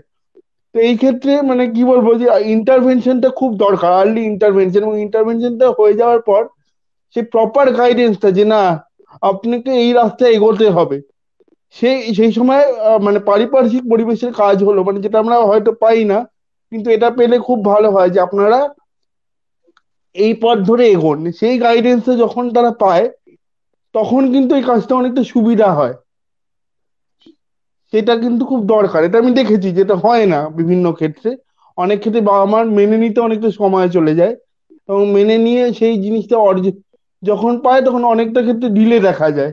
এবং এই অ্যাকসেপ্টেন্সটা অনেক সময় কি হয়, তার বাচ্চার মধ্যে এটা গ্রো করতে থাকে, যে বাচ্চার উপর অনেক সময় প্রেশার দিতে থাকে, না তার হয়তো এডুকেশনাল ডিলে বা ডেভেলপমেন্টাল ডিলে আছে, না তোমাকে পড়তে হবে, না তুমি স্পেশাল স্কুল কেন যাবে, তোমাকে নর্মাল স্কুলে বাচ্চাদের সাথে কোপ করতে হবে। এই ক্ষেত্রে বাচ্চাদের ক্ষেত্রে কিন্তু অনেকটা মানসিক সমস্যা অনেক ক্ষেত্রে লক্ষ্য করা গেছে আর কি। তো এইটা কিন্তু একটা আচ্ছা সমস্যা, একটা মেজর সমস্যা। আচ্ছা আচ্ছা, মানে বুঝতে পারলাম। তো দেখো, এখন আমি জানি যে তুমি একটা লড়াই করে একটা জায়গা আজ অ্যাচিভ করেছো, এবং সেই লড়াইটা তুমি শুধু নিজের লড়াই না রেখে আজকে প্রচুর মানুষের পাশে দাঁড়াও, তাদের সমস্যা নিয়ে বিভিন্ন প্রশাসনিক স্তরে যাও, তাদের কাছে আবেদন নিবেদন এগুলো করতে থাকো। তো হুম। একজন আহ, এরকম মানুষ হিসাবে তোমার কি মনে হয় যে আগের থেকে সচেতনতা বা সুযোগ বেড়েছে, না তোমার অভিজ্ঞতা কি? আমি আমি গত বিভিন্ন জায়গায় প্রোগ্রামে সবসময় বলি যে আমরা সবসময় নেগেটিভ দিকটা দেখবো না, পজিটিভ দিকটা একটু ভাবা অলওয়েজ উচিত। আপনি আপনি যদি 20 বছর আগেকার সিনারিও দেখেন, মানে আমার যখন শৈশবকাল তখন কিন্তু এই সমস্যাটা অনেকটা বেশি ছিল। এখন হয়তো গ্রামাঞ্চলের দিকে অনেকটা বেশি রয়েছে, সেটার জন্য কাজ রয়েছে, কিন্তু আপনি যদি এখন দেখেন, এখন কিন্তু মানুষ আগের থেকে অনেকটা হলে অ্যাওয়্যার হয়েছে। আগে যেমন রাস্তায় বেরোলেই শুনতে হতো যে এটা অভিশাপের ফল, এটা কিভাবে হলো, বাবা মা নিশ্চয়ই কিছু অপরাধ করেছে তার জন্য এই এই সিচুয়েশনে ছেলেকে পড়তে হয়েছে, বা ছেলে বা মেয়েকে পড়তে হয়েছে, বা একটু তেল মালিশ করলে সুস্থ হয়ে যাবে। এখন কিন্তু মানে মেডিকেল মডেলই বলুন বা সোশিও ইকোনমিক্যাল মডেলই বলুন, সব ক্ষেত্রেই কিন্তু আমরা দেখি যে এটা কিন্তু মানুষ মানে আগের থেকে অ্যাওয়ারনেসটা অনেক বেড়েছে। যার জন্য আমরা এখন দেখি, তবুও এটা ফাইটটা কিন্তু কন্টিনিউয়াস চলছে, কিন্তু মানুষ কিন্তু এখন আগের থেকে অনেক বেশি aware due to the social media এবং ডিজিটাল প্ল্যাটফর্ম। এবং অবশ্যই যে সকল এনজিও গুলো আমরা প্রত্যেকেই কিন্তু প্রতিদিন সচেতনতামূলক কাজটা নিয়ম নিরলস ভাবে করে চলেছি। হ্যাঁ, কিন্তু অনেকটা পথ এখনো যাওয়া বাকি, সবে শুরু হয়েছে। আমি সবসময় আমি না হতাশাগ্রস্ত কথা আমি বলতে খুব একটা পছন্দ করি না। তাই আমি সবসময় পজিটিভ নেগেটিভ দিকটার সাথে সাথে পজিটিভ দিকটাও দেখা উচিত, যে আগের থেকে কিন্তু অনেকটা প্রসার ঘটেছে, আরো আমাদের এগিয়ে যেতে হবে। এই লড়াইটা সে একদিনের নয়, এই লড়াইটা কন্টিনিউয়াস চালিয়ে যেতে হবে। হ্যাঁ, ইটস এ কন্টিনিউয়াস প্রসেস। না, তোমার কথার সূত্র ধরেই বলি, মানে শ্রাবন্তী বলছিলেন, শ্রাবন্তীর ব্যক্তিগত অভিজ্ঞতা থেকে, যে কলকাতায় যে সুযোগ সুবিধা উনি পেতেন, উনি কলকাতায় ছিলেন, তারপর এখন মুর্শিদাবাদে গেছেন, সেখানে সুযোগ সুবিধা অনেক কম। এবং সুপর্ণা দিও অবশ্যই। একই কথা বললেন, যে ব্যাপারটা যে সত্যি তাই, যে আমাদের অনেক সুযোগ সুবিধা তুলনামূলক মফস্বলে কম, এবং আরো যদি প্রত্যন্ত বহরমপুর সেই তুলনায় আহ, অনেকটা অ্যাডভান্স জায়গা, আমরা আরো প্রত্যন্ত জায়গায় যদি যাই তাহলে তো সেখানে আরোই সুযোগ সুবিধা নেই। কারণ আমি এরকম ধরনের প্রচুর ওয়ার্কশপ বিভিন্ন গুলো অ্যাটেন্ড করি। তো তাতে আমি দেখেছি যে অনেক দূর দূরে গ্রামান্তর থেকে শিশুদের নিয়ে আসেন বাবা মারা, আহ, যেখানে শহরের কোট আনকোট সোকল্ড শহরেরই সচেতনতার মান এতটাই হ্যাঁ, নিম্নগামী, মানে তাহলে প্রত্যন্ত গ্রামে তো প্রায় পাওয়াই যায় না সচেতনতা, মানে সেখানে এটা সেটা বাবা কিন্তু মার একদম ঠিক, অপরাধ, বা সেটা কিন্তু একদম ঠিক। এবং বাবা মার কারণ অপরাধ এসব আমি শুনেছি, কোনো ডাইনির নজর লেগেছে, কিছু করেছে, মানে অনেক রকম, মানে এসব কথাবার্তা এখনো তো আমাদের সমাজে এগুলো চলতেই থাকে। আর একটা খুব না না, আর একটা খুব অদ্ভুত জিনিস, যে তেল মালিশ করলে সুস্থ হয়ে যাবে, এই জিনিসটা কিন্তু হয়, বা ঝাড়ফুঁক হ্যাঁ, করলে সুস্থ হয়ে যাবে। গ্রামের দিকে কিন্তু এই কবজ তাবিজ ওদের মাদুলির গল্প কিন্তু ওদের এখনো সব চলে। জিনিসের ঝাড়ফুঁক তেল মালিশ ব্যাপারটা ওদের আছে, কবজ মানে এটা। কবজ তাবিজ মাদুলি এগুলো এখনো চলে আর কি। হ্যাঁ, হ্যাঁ। কিন্তু এবং শহরাঞ্চলে আগের থেকে অনেকটা বদলেছে, কিন্তু অনেক পথ এখনো চলা বাকি। মানে শহরাঞ্চলে হ্যাঁ, কিন্তু আগে মানে রাস্তায় বেরোলেই এমন মনে হতো যে চিড়িয়াখানায় কোনো রকম নতুন লোক দেখছে, যাদের দেখলে অবাক হয়ে তাকিয়ে থাকতে হয়। মানে এরকম কিন্তু মানে আমি নিজে ছোটবেলায় এরকম সিনারিও দেখেছি, যে লোক হাঁ করে না, মানে তাকিয়ে আছে, আমি নিজেও যে ফেস একটা করেছি এই অদ্ভুত ব্যাপারটা। বস্তু দেখছে রাস্তায় প্রথম। হ্যাঁ, যে এবং আপনি হয়তো বেড়াতে বিশেষ গেলেন করে বাচ্চাকে নিয়ে, হ্যাঁ, বা আপনার হ্যাঁ, বলো বলো। মানে এটা কিন্তু খুব এটা কিন্তু খুব একটা সমস্যার ব্যাপার ছিল তখন, যে রাস্তায় বেরোলেই নিজেরই মনে হতো একটু গুটিয়ে থাকি, কারণ সবাই আপনাকে ঘিরে রয়েছে, যে একটা অদ্ভুত কিছু একটা দেখছে, জীবনে কিছু একটা অত্যাশ্চর্য জীব দেখছে, বা যে পেরেন্টসরা নিয়ে যাচ্ছে তাদেরকে হেল্প করার বদলে তাদেরকে টিটকিরি টন্টিং সেগুলো এখনো হয়তো আছে। কিন্তু আগের থেকে আমার মনে হয় এখন সচেতনতাটা আরেকটু বেড়ে গেছে। তবুও অনেক পথ, আমি বলছি যে আমি বললাম, আমি এই কারণেই বলছি যে অনেক ক্ষেত্রে হয় মানুষকে শোনানোর চেষ্টা আমরা করে চলেছি। মানুষ যত ওই যে বললাম সহানুভূতি নয় অনুভূতি দিয়ে যখন বুঝবে, তবেই কিন্তু এটা সম্ভব হবে। আর এই যে আমরা ওরার যে মানে ডিফারেন্সিয়েটটা, যে প্রতিবন্ধীদের জন্য আইন প্রতিবন্ধীদের জন্যই, সেটা কিন্তু নয়, এটা আমাদের সবার জন্য। যেটা আমি আগের দিনও বলছিলাম, যে 40 বছর বয়সের পর কি সবারই কিন্তু দেখবেন হাঁটতে অসুবিধা বা আর্থারাইটিসের প্রবলেম, হার্টের প্রবলেম সবার। তো সেক্ষেত্রে আমরা কেন ভাববো যে শুধুমাত্র প্রতিবন্ধীদের জন্য র্যাম্প দরকার, প্রতিবন্ধীদের জন্য এক্সট্রা এই দরকার ওই দরকার, তা কিন্তু না, এটা কিন্তু সবার জন্য। এই নিয়মটা, এইটা যখন মানুষ বুঝতে শুরু করবে যে আমি অন্যের জন্য নয়, আমার জন্য, আমার ঘরে যদি এরকম একটা ছেলে হতো তার জন্য আমি কি করতাম, বা এরকম সন্তান হলে আমি কি করতাম, সেই ভাবে যদি ভাবি না, তাহলে মানে ভাবনাটা সহজ হবে। দৃষ্টিভঙ্গির একদমই তাই। বদলটা এখনো কিন্তু প্রচুর পরিমাণে দরকার। একদমই তাই। আসলে এটা সুদীপেন্দু বা সবাইকে প্রতিবন্ধী নয়, আমরা প্রত্যেক মানুষ, আমরা যারা সমাজে কোট আনকোট নিজেদেরকে খুব স্ট্রেট, খুব নর্মাল ভাবি, আমাদের কোনো একটা জায়গায় মানসিক আমাদেরই প্রতিবন্ধকতা আছে মানসিক, যে আমাদের মতো না হলেই সে অস্বাভাবিক। মানে আমি নিজেকে স্বাভাবিক এর মানদণ্ড ধরে নিলাম, ধরে নিয়ে আমাদের সেটা মানসিক মানে একটা প্রতিবন্ধকতা থেকে গেল যে আমাদের বাইরে হলে সে স্বাভাবিক নয়। এটা শুধু শারীরিক প্রতিবন্ধকতার ক্ষেত্রে নয়, আমি দেখেছি তার মানে আমি যেহেতু কাজ করি সেক্সুয়াল ওরিয়েন্টেশন, সেই জায়গা থেকে মানুষকে বলা যে ঠিক নর্মাল নয়। এবং হ্যাঁ, ইভেন যদি যদি তৃতীয় লিঙ্গের মানুষ হয় তাকে দেখলেও এমন হ্যাঁ, করে তাকানো হয়, মানে ডিসরেসপেক্ট দেখানো হয়, সেটা কিন্তু কখনোই উচিত না। মানুষের না আমি প্রত্যেকের তো দেখেছি নিজস্ব তৃতীয় জীবন। লোক যারা ট্রান্সজেন্ডার, আমি ট্রান্সজেন্ডারদের নিয়ে কাজ হ্যাঁ, করেছি, লেসবিয়ান গে নিয়ে কাজ করেছি, মানে মেরে ফেলা হয় তাদেরকে, গ্রামের দিকে তো মেরে ফেলা হয় যে ওর মানে কিছু এবং ভর করেছে তো মেরে দাও ওদেরকে। আসলে কি বলতো, প্রচলিত ধারণার একটা মানে একটা প্রি ডিফাইন নোশন থাকে, সেই প্রচলিত একদমই তাই। ধারণার বাইরে আমরা এবং কেউ সেটাই যেতে আমাদের চাইনি, মানসিক মানে যেতে প্রতিবন্ধকতা। একটু মানুষের সমস্যা হয়। হ্যাঁ, হ্যাঁ। তো সেটাই। আসলে একটা এগুলো সবগুলো বড় আমরা নাম। বেরিয়ে আসতে হ্যাঁ, পারবো যদি আমরা নিজেরা সচেতন হই এবং আমাদের চিন্তা ভাবনার জায়গাটা অনেক প্রসারিত করি এবং আহ, নমনীয় করি।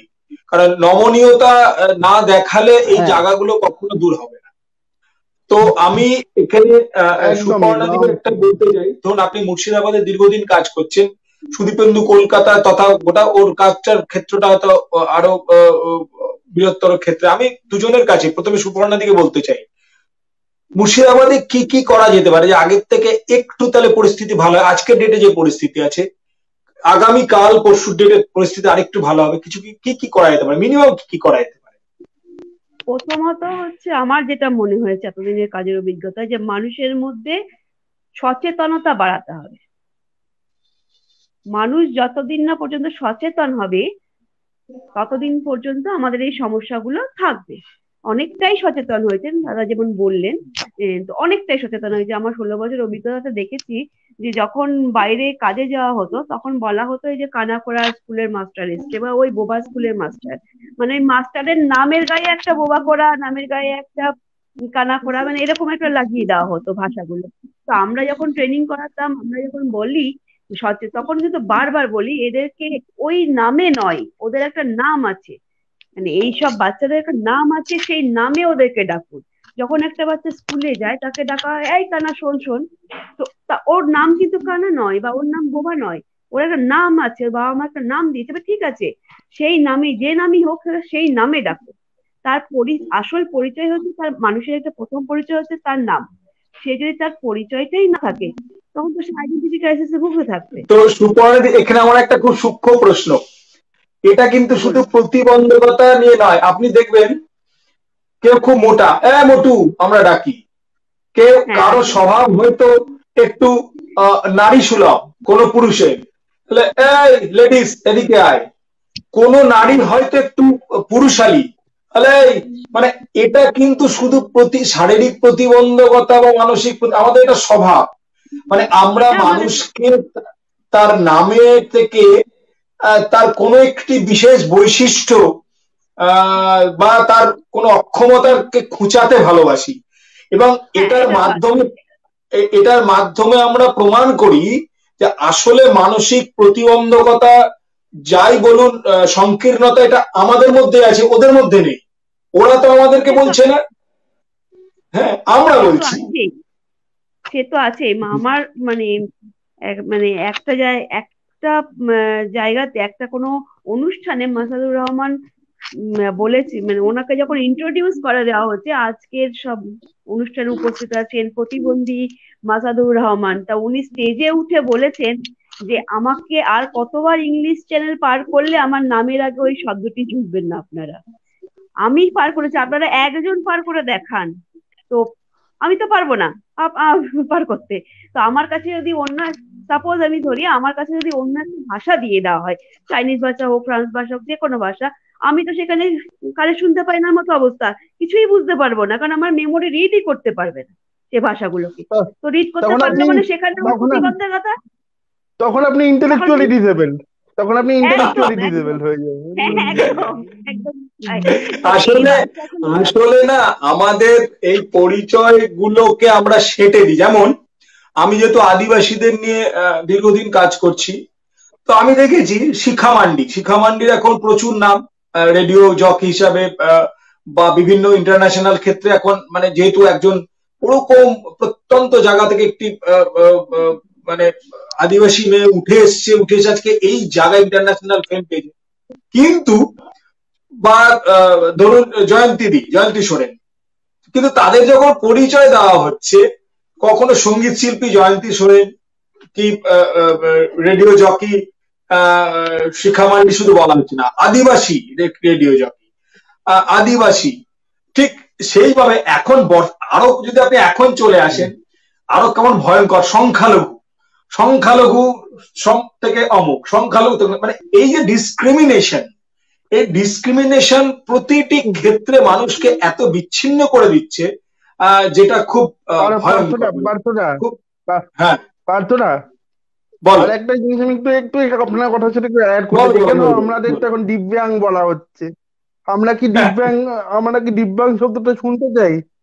আমরা তো সমানজন শব্দটা শুনতে চাই। দিব্যাং শুনে তো আমাদের লাভ নেই না, আমাদের দিব্য অঙ্গ তো নেই। আমরা চাই যে আমরা সবাই সমানভাবে আমরা যে অধিকারটা পাই। একটা দিব্যাং মানে আমি কোনো রাজনীতিতে যাচ্ছি না, কিন্তু দিব্যাং শব্দটা বলে আলাদা করে দেওয়ার তো ভগবানের রূপ, বা আমরা তো সেটা হতে চাই না। আমরা চাই মানুষের মধ্যে থেকে মানুষের যে অধিকারগুলো সেগুলো যাতে আমরা সবাই পাই, সবার ক্ষেত্রে যেন সাম্যটা বজায় থাকে, ভেদাভেদ বৈষম্যটা দূর হয়। সেখানে ক্যাটাগরাইজ করার তো কোনো দরকার নেই। তো সেই জন্য আগে দরকার হচ্ছে, আগে যেটা আমাদের দরকার সচেতনতা। যদি ঠিকঠাক আমরা করতে পারি, তাহলে এই ভেদাভেদ, এই বলুন, এটা একদিনের সম্ভব নয়, দীর্ঘদিনের প্রসেস।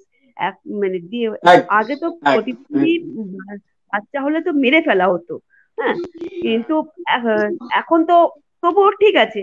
কিন্তু এই মানে এরা দীর্ঘদিনের প্রসেস চালিয়ে যেতে হবে আমাদের সবাইকে, তা নাহলে কিন্তু আমরা এই সমস্যার সমাধান আস্তে আস্তে হবে। আসলে তাই, একটা লড়াই তো যে কোনো একটা শ্রেণীর মানুষ করলে হয় না, সকলে মিলে সেটা সচেতন হলে, সকলে মিলে করলে সেটা হয়। আমি বিপাশাদির কাছে যাই। বিপাশাদি একজন সংগঠক। তো আমি আপনাকে যেটা জিজ্ঞেস করতে চাই যে আপনার অভিজ্ঞতাগুলো কি, যেটা শ্রাবন্তী বলছিলেন বা আমাকে সুপর্ণাদি, সুদীপ, সকলে, যে অভিভাবকদের একটা নিয়ে যাওয়ার ক্ষেত্রে কোনো জায়গায় ডাকলেও তাদের একটা কোনো জায়গায় একটা নবার্থক চিন্তা ভাবনা কাজ করে, যে না আবার যাবো, নিয়ে যেতে চান না। এক, দুই, যে মেনে নেওয়ার ক্ষেত্রে অনেক অসুবিধা, যে তার সন্তানের এই প্রতিবন্ধকতাগুলো আছে।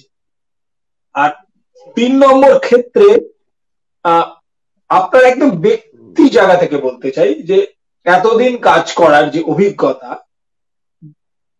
20 বছর মানে যথেষ্ট সময়। আপনার অভিজ্ঞতা 20 বছর আগে আর আজকে, এই যে একটা পার্থক্য তো নিশ্চয়ই অনুভব করছেন। এই তিনটে যদি আপনি আমাকে ছোট ছোট ছোট করে বলেন। আসলে আমি প্রথমত বলি, আমাদের তো কোনো মানে আমরা যে কাজটা শুরু করেছিলাম খুব ভালোবেসে করেছি, কারণ আমার কোনো স্পেশাল এডুকেশন নেই এই ব্যাপারে। কোন রকম আমার মানে সেরকম কোনো অভিজ্ঞতা বা কোনো স্কিল ডেভেলপমেন্ট আমার কিন্তু নেই। কিন্তু আমি কোট আনকোট সার্টিফিকেট নেই, কোট আনকোট সার্টিফিকেট নেই আমার। আমি সত্যি জানিও না, সার্টিফিকেট নেই কিন্তু আপনার অনুভূতি রয়েছে। সেই অনুভূতি আর ভালোবাসার ভরসাতে আপনি এগিয়ে চলেছেন।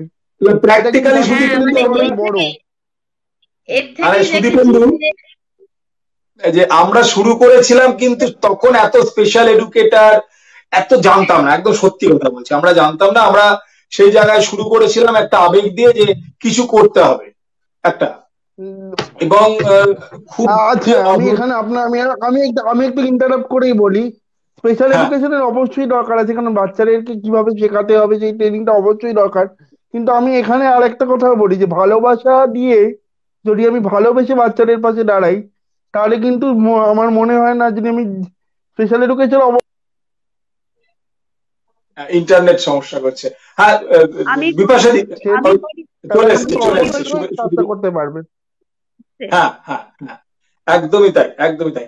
হ্যাঁ সুপর্ণাদি কিছু একটা ভালোবেসে কাজটা করতে আমি একটু যাব সুপর্ণাদির কাছে, সুদীপেন্দুর কাছে যাব, আমি বিপাশাদির অভিজ্ঞতাটা শেষ করে নিব। হ্যাঁ বলো, বলুন আপনি বিপাশাদি।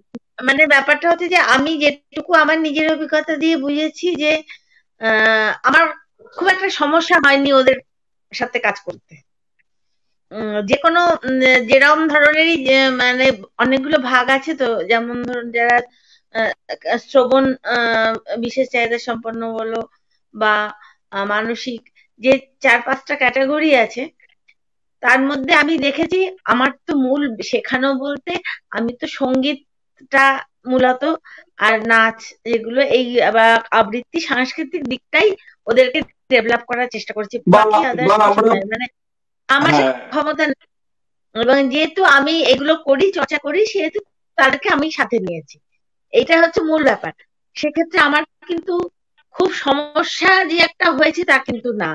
আমি দেখেছি ওরা কিন্তু দিব্যি অ্যাকসেপ্ট করেছে, আমি যেরকম ভাবে বলেছি। হয়তো একটু সময় লাগছে, এটা ঠিক। আর সেক্ষেত্রে অভিভাবিকাদের একটা বিশেষ ভূমিকা আছে, কারণ আমি হয়তো যেটুকু শিখিয়ে দিয়েছি তারা নিয়মিত চর্চা করানো, সেটা একটা ব্যাপার। সেটা কিন্তু যে যেটা সুপর্ণা বললেন একটু আগে, যে যারা যে গার্জেনরা যত বেশি সচেতন তার বাচ্চারা সেরকম ডেভেলপমেন্ট করেছে। আজকে যে প্রোগ্রাম গুলো আমাদের হচ্ছে আপনারা দেখবেন, সেগুলো কিন্তু অনেক ভালো নাচ করছে, তারপরে তারা সিনথেসাইজার বাজাচ্ছে, তারপরে গান গাইছে, এই জিনিসগুলো তো করছে। এবং সব থেকে বড় কথা কি, মানে আমার যেটা সব থেকে ভালো লাগার জায়গা বা ভালোবাসার জায়গা, ওদের মধ্যে যে আনন্দ, যে সে প্রস্ফুটিত মুখটা যখন দেখি না, মানে খুশিতে একদম ঝলমল করে, সেটাই তখন মনে হয় আমার সব পাওয়া হয়ে গেছে। এই থেকেই আমাদের আমাদের মনে আছে, মানে আমাদের মনে আছে আমরা যখন কাজ করতাম, তো আমাদের এরকম বাচ্চারা ছিল, ওদের সেই ক্যাসেট গুলো নিয়ে ছেলে মানুষই, মানে আমরা ওদের সঙ্গে মজা করতাম, ক্যাসেট নিয়ে নেবো ওই করে। ওরা যে নিশ্চয়ই বিপাশাদিরও মনে আছে ওদের সেই ছেলে মানসিকতা, এবং সেগুলো রাখতাম আমার বাড়িতে, কারণ এসে ওই ক্যাসেটের দিকে অ্যাটেনশন ওগুলো নিয়ে চলে যাবে। মানে এই যে এই ব্যাপারগুলো ছিল, কিন্তু তার মধ্যে একটা ভালোবাসাও ছিল। মানে ওরা যে কি খুশি হতো, মানে এখনো হয়। মানে আমাদের দিনের শেষে ওটাই ভালো লাগতো, তাদের খুশিটা, এবং তাদের খুশি দেখে তাদের অভিভাবকদের খুশিটা, এটাই আমাদের খুব বড় একটা পাওয়া ছিল আমাদের কাছে। এবং যেটা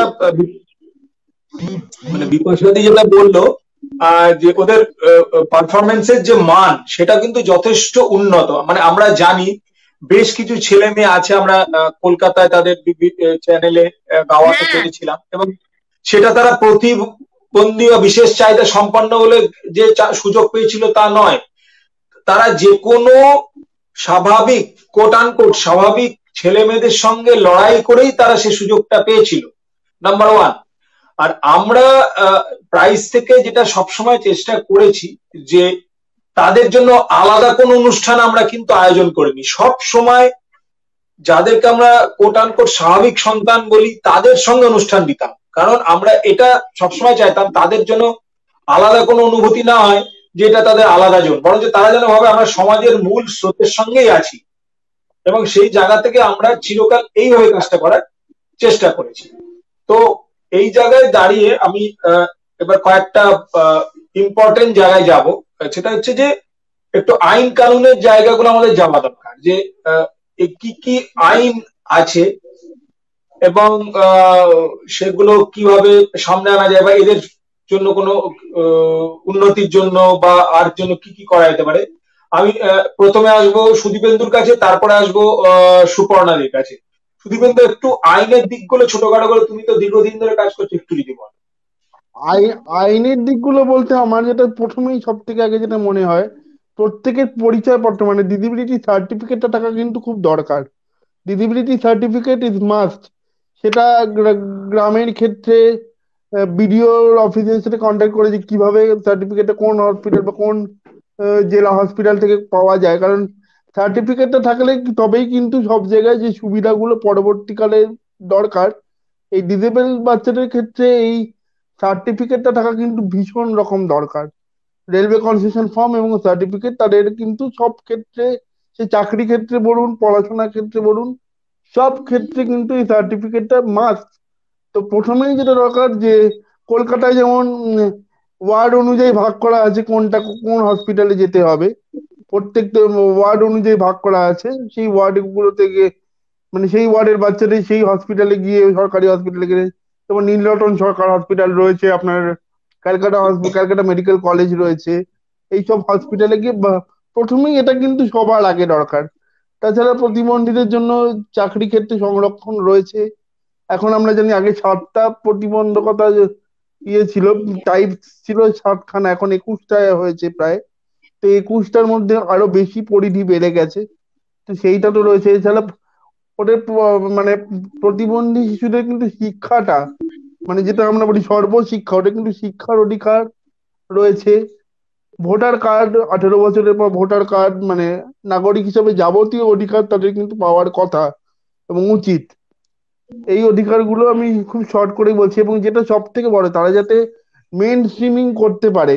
মেন স্ট্রিমিং এর জন্য যাতে প্রত্যেকটা বিল্ডিং এ র্যাম্পের সুবিধা থাকে, যাতে তারা নিজেদের মতো করে যাতায়াত করতে পারে, সেই ব্যবস্থাটাকে সুনিশ্চিত করার দায়িত্ব কিন্তু কেন্দ্রীয় সরকার এবং রাজ্য সরকার এর হাতে দেওয়া রয়েছে। আমাদের ডিসেবিলিটি কমিশনার রয়েছে, স্টেট ডিসেবিলিটি কমিশনার রয়েছে, সেন্ট্রালের ডিসেবিলিটি কমিশনার রয়েছে। তো সবাই কিন্তু কোলাবোরেশনে করে, কিন্তু বলে না আইনে অনেক কিছুই রয়েছে যে এটা করতে হবে। আরপিডব্লিউডি অ্যাক্ট 2016 প্রচুর জিনিস লেখা রয়েছে, কিন্তু সেইটা করতে গিয়ে, সেইটা করা এবং সেটা পালিত ঠিক মতো হচ্ছে কিনা সেইটা দেখা কিন্তু মানে ঠিক মতো ভাবে পালিত হওয়া, সেই চায়ের কাপ এবং ঠোঁটের চুমু দুটোর মধ্যে যে পার্থক্যটা, সেই পার্থক্যটা আমাদের এবার মিটিয়ে ফেলার সময় এসেছে। এই ও যেগুলো আইনে বলা রয়েছে সেই অধিকারগুলো যদি রক্ষিত হয়, সেই জন্যই কিন্তু এই সচেতনতার প্রসার, বা আমরা এই যে বিভিন্ন এনজিওরা যে অ্যাওয়ারনেস ক্যাম্পেইন করি, সেই অ্যাওয়ারনেস ক্যাম্পেইনের কাজ কিন্তু এটাই যে মানুষকে প্রতিবন্ধীদের অধিকার সম্পর্কে সচেতন করে তোলা। প্রত্যেকটা প্রতিবন্ধী মানুষের কিন্তু অধিকার রয়েছে যে সুস্থ স্বাভাবিক সামাজিক জীবন যাপন করা। এবং আপনি যদি আইনটা পড়েন, আইনে কিন্তু প্রত্যেকটা পয়েন্টে ডিটেলসে লেখা রয়েছে যে সব ক্ষেত্রে স্বচ্ছতা বজায় রেখে তাদের যাতে কোনো রকম অসুবিধা না হয়, আইনে সব রকম ব্যবস্থার কথা বলা হয়েছে। এবং এও বলা রয়েছে যে প্রতিবন্ধী শিশুদের যদি হ্যারাস করা হয়, তো সেটা কিন্তু শাস্তিযোগ্য অপরাধ অবশ্যই বলা রয়েছে। এবং বলা রয়েছে যে পুলিশ এবং ওই সরকার সে তাদের এগেনস্টে স্টেপ নেবে যারা এই রুল গুলো ভঙ্গ করবে। কিন্তু হয় না যে আইনে তো অনেক কিছুই বলা থাকে, কিন্তু সেটা পালন করতে গেলে যেটা সবার আগে দরকার, সচেতনতাটাকে বাড়ানো। এবং সেই সচেতনতা এবং দৃষ্টিভঙ্গি থাকলে তবেই কিন্তু আইনে যা লেখা আছে সেগুলো সঠিকভাবে প্রণয়ন করা যাবে। আর আসলে আরেকটা যেটা সেই সমস্যা আইনের ক্ষেত্রে আমি খুব মনে হয়, আইনের ক্ষেত্রে যে সমস্যাটা প্রথম ক্ষেত্রে দেখা যায় যে যাদের জন্য করা হচ্ছে, যেমন বলা হয়েছে যে বাসে উঠলে প্রতিবন্ধীদের সিট রয়েছে, কিন্তু তারা যদি বাসে নাই ওঠে তাহলে বাসের সিট গুলো কি কাজে লাগবে, তাই না? মেট্রো স্টেশনের ক্ষেত্রে আমি যেটা বলছিলাম যে মেট্রোতেও রিজার্ভেশনের কথা বলা রয়েছে যে তারা যাতে যেতে পারে, কিন্তু সেই মেট্রোতে যদি তার অতগুলো সিঁড়ি নেমে তারা যদি পৌঁছতেই না পারে, তাহলে তো সেটার কোনো মানে হয় না, না? তো কারণ তো আমার এটাই মনে হয় যে আইনের ক্ষেত্রে যেমন রয়েছে, আইনটা যাতে ঠিকমতো ভাবে পালিত হয়, যা যা লেখা রয়েছে আপাতত যা আছে সেটা পালিত হলে তবেই কিন্তু সেটা সম্ভব হবে। এবং সেই যাতে পালন করা হয় সেই দিকটা কিন্তু লক্ষ্য রাখাটা খুব দরকার। ঠিক ঠিক ঠিক। আমি সুপর্ণাদির কাছে যাব যে উম, আপনার বক্তব্যটা যে একটু সংক্ষিপ্ত করে বলেন যে এই বিষয়ে আপনার মানে আইনের কিছুটা দিক তো সুদীপেন্দু বললো, আপনি একটা কিছু বলতেও চাইছিলেন, আপনি একটু বলুন যে এই বিষয়ে কি বলতে চাইছেন। হ্যাঁ, আইন তো আছেই। সে আইনটা হচ্ছে, আইনগুলো পিডব্লিউডি অ্যাক্ট 2016 যেটা লাস্ট করা হয়েছে, right for in disability person of for right for person person with disability act. Personal হ্যাঁ, অ্যাক্ট। তো সেইটাতে প্রচুর সংশোধন করা হয়েছে। আগে 10টা ছিল, এখন 21টা করা হয়েছে। প্রচুর সংশোধন করা হয়েছে আগের পিডব্লিউডি অ্যাক্ট অনুযায়ী যেটা ছিল সেটা কিন্তু ব্যাপারটা হচ্ছে, প্রথমেই যেটা ওর দাদা বললেন দিবে, তো সার্টিফিকেট, প্রতিবন্ধী সার্টিফিকেট, যেটা প্রতিবন্ধী সার্টিফিকেট সাব ডিভিশন হসপিটালগুলোতে হয়, জেলা হাসপাতালগুলোতে হয়, এবং যেগুলো অবভিয়াস সার্টিফিকেট দেখেই দেওয়া যাবে সেগুলো বিএমআই মানে ব্লক হসপিটাল গুলোতেও দেওয়া হয়। অবভিয়াস, যে চোখে দেখেই বোঝা যাবে, তার জন্য কোনো মেডিকেল ট্রিটমেন্ট বা মেডিকেল প্রসেস বা মেডিকেল কিছুর মধ্যে যেতে হবে না, এগুলো দেওয়া হয়, এই সুবিধাগুলো আছে।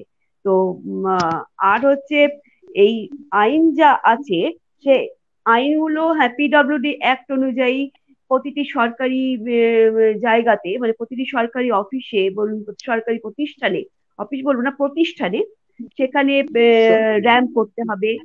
রাইট টু এডুকেশন অ্যাক্ট 3% এই সকল বাচ্চাদের জন্য ভর্তি করতে হবে, 3% রিজার্ভেশন দিতে হবে। রাইট টু সরকারি এমপ্লয়মেন্ট আছে, রাইট টু হ্যাঁ, এমপ্লয়মেন্ট আছে। এরকম প্রচুর প্রচুর আইন আছে এদের জন্য। রাইট টু এমপ্লয়মেন্ট আইন আছে, তারপরে অনেক অনেক অনেক আইন আছে। তো কিন্তু সেই আইনগুলো পেতে গেলে প্রথমতই করতে হবে disability certificate. Disability certificate must, হ্যাঁ, ওটা মেন, ওটা মেন, ওটা মাস্ট। না পেলে কিছুই হবে না। আর এই আইনগুলো মানে বাড়ি মানে চিলড্রেন উইথ ডিসেবিলিটি যারা আছেন, বা যেটা আপনি বলুন প্রতিবন্ধী, যেটা আমরা সহজ সরল ভাষায় যেটা সবাই বুঝি, তো সে তাদের কাছে আইনগুলো পৌঁছাতে হবে। শুধু বইয়ে লেখা থাকলে বা টাঙানো থাকলো বা কোনো কিছু আইন থেকে গেল, তাহলে আর সে বা যার জন্য তৈরি সেই যদি ভোগ করতে না পারলো বা সেই যদি পেলো না তার সুবিধাটা, তাহলে তো সেই আইনের কোনো কিছু সেই বুঝতে পারছি, আমি প্রভাব বুঝতে আছে পারছি। না। হ্যাঁ, তো একদম সেই জন্য একদম তার একদম কাছে পৌঁছাতে হবে সে আইনটা নিয়ে, যেটা বুঝতে জানে পারছি না এই তাকে জায়গায়। বলতে হবে তার জন্য সচেতনতা, একটাই পথ, সচেতনতা। সহজে হ্যাঁ, তা মানুষ আমি এই এবার জায়গাটায় এবার আমরা কি আচ্ছা আচ্ছা পার্থটা, এক্ষেত্রে আমরা বলি, আমরা যেটা করি যে অ্যাক্ট নিয়ে আমরা কিন্তু বিভিন্ন এনজিও, সব এনজিওসরাই করে যে অ্যাক্ট নিয়ে মানে পরিবারের লোকেদের বিশেষ করে জানানোর চেষ্টা যে এই অ্যাক্টে আপনি এইগুলো পাবেন। এইটা কিন্তু যে কোনো প্রত্যেকটা এনজিও কিন্তু নিজের মতো করে করতে থাকে, এই কর্মশালাটা কিন্তু চলতেই থাকে, কিন্তু একটা যেটা ইমপ্লিমেন্টেশন হয় সেইটা দেখাটা কিন্তু সবার আগে দরকার, এবং সেটার জন্য যেটা দরকার সেটা হচ্ছে অ্যাওয়ারনেস। অ্যাওয়ারনেস একদম অ্যাওয়ারনেস, এর কোনো বিকল্প নেই।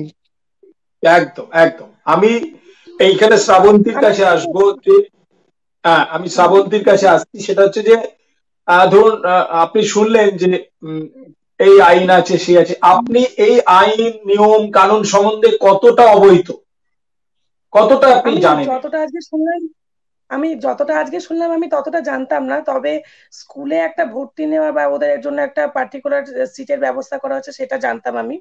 বা রেলের যে ছাড়পত্রটা সেটা আমি জানতাম। এইগুলো আমি জানতাম, এর বিশেষ কিছু আমি কিছু জানি না। আজকে যেগুলো শুনলাম তাহলে তার মধ্যে আমি এই দুটোই জানতাম।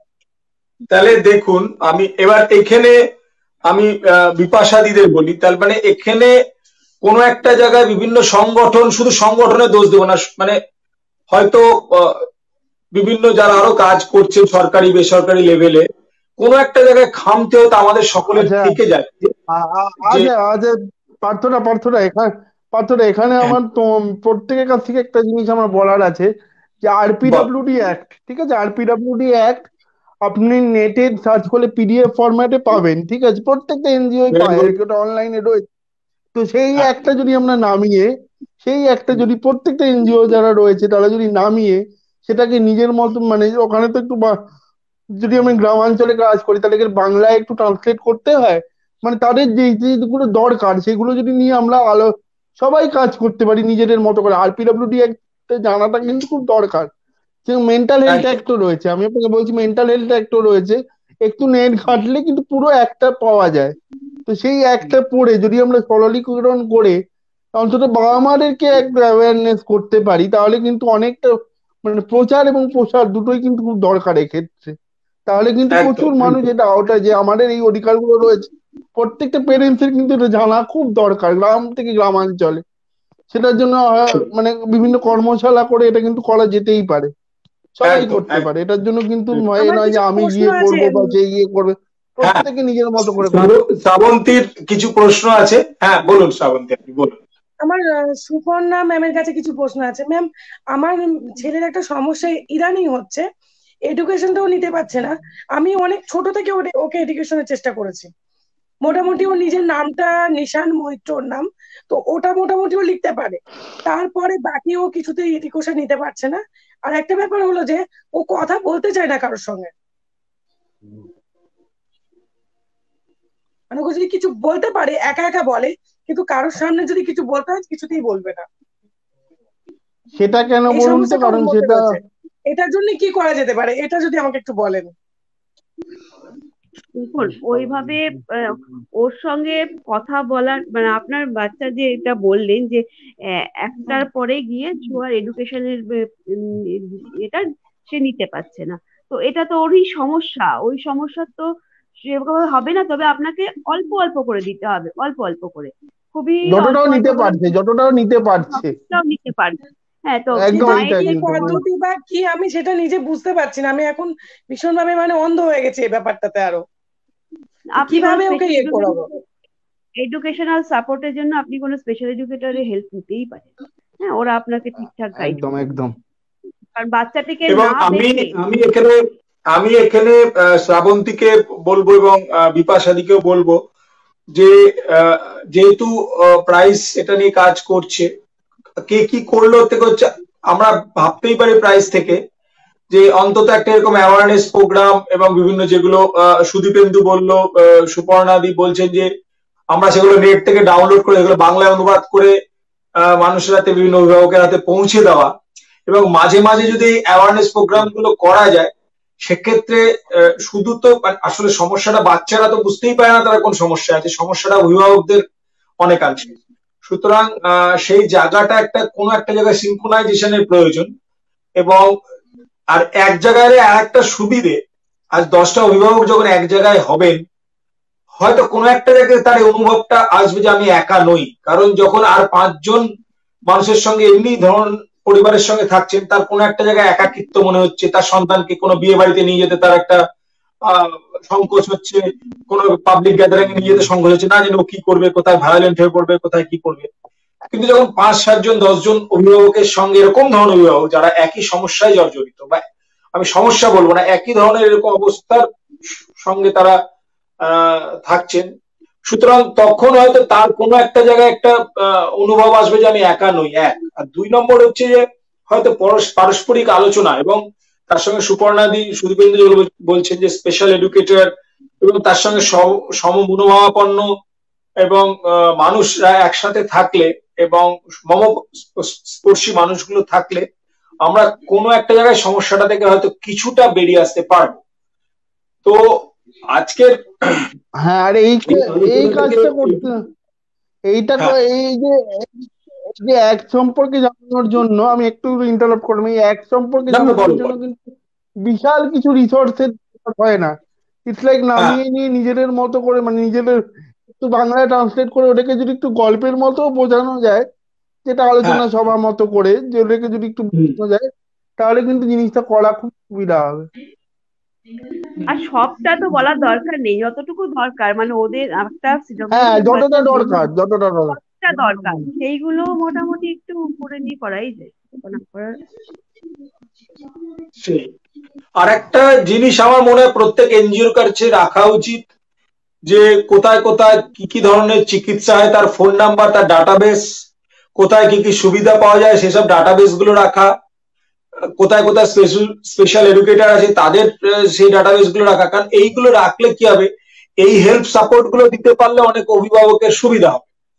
হ্যাঁ, বিভিন্ন রকম অ্যাওয়ারনেস আর প্রোগ্রামে হেল্প, যখন ইভেন হ্যাঁ হেল্পলাইন বলো। নাম্বার গুলো যে পুলিশ পুলিশ, অ্যাম্বুলেন্স, মানে যেগুলো মানে এগুলোও কিন্তু খুব ইম্পর্টেন্ট, যে কখনো খুব কিছু বিপদ ইম্পর্টেন্ট, হলে খুব ইম্পর্টেন্ট। চাইল্ড লাইনের নাম্বার খুব কাজে হ্যাঁ, লাগে। যে হ্যাঁ, কোনো বাচ্চার যদি কোনো রকমই হয়, এই নাম্বার গুলো মানে যেগুলো হ্যাঁ, হটলাইন নাম্বার আমরা বলি, সেগুলো কিন্তু খুব দরকার হয়, বিশেষ করে একদম গ্রামাঞ্চলের একদম। ক্ষেত্রে।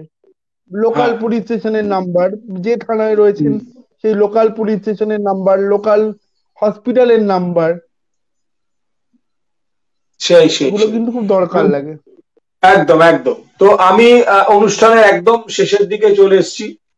একটা কথাই বলতে পারি সকলের উদ্দেশ্যে, যে আহ, এবং বিশেষ করে অভিভাবকদের উদ্দেশ্যে, যে কোনো সন্তানই সমাজের বা পরিবারের কাছে অভিশাপ নয়, এগুলো শুনতে হয় আমি জানি। আমরা সকলে মিলে লড়াই করলে, তাদের পাশে দাঁড়ালে আমরা এই পরিস্থিতি থেকে নিশ্চয়ই বেরিয়ে আসতে পারবো। এবং আমরা সকলেই আছি। আশা করব আজকের আলোচনা থেকে আপনারা অন্তত একদিনের আলোচনা, এক ঘন্টা 100 ঘন্টার আলোচনায় তো সব সমস্যার সমাধান কখনোই সম্ভব নয়। তবে সুপর্ণাদিদের সঙ্গে আপনার আলাপ হলো, সুদীপেন্দুর সঙ্গে আলাপ হলো, আমরা আছি, প্রাইসের বিপাশাতে আছে, আরো অনেক এরকম আছে ইন্টারনেটে, আপনারা বিভিন্ন শুনলেন যে কথাগুলো, সেগুলো সার্চ করে দেখতে পারেন। এছাড়াও যদি এরপরে আরো কোনো ধরনের হেল্প, কিছু ধরনের প্রয়োজন হয়, আমরা নিশ্চয়ই আছি। আমরা চেষ্টা করব এই জায়গাগুলো আপনাদের সামনে তুলে ধরার এবং সচেতনতা যতটা সম্ভব পারা যায় বাড়ানোর।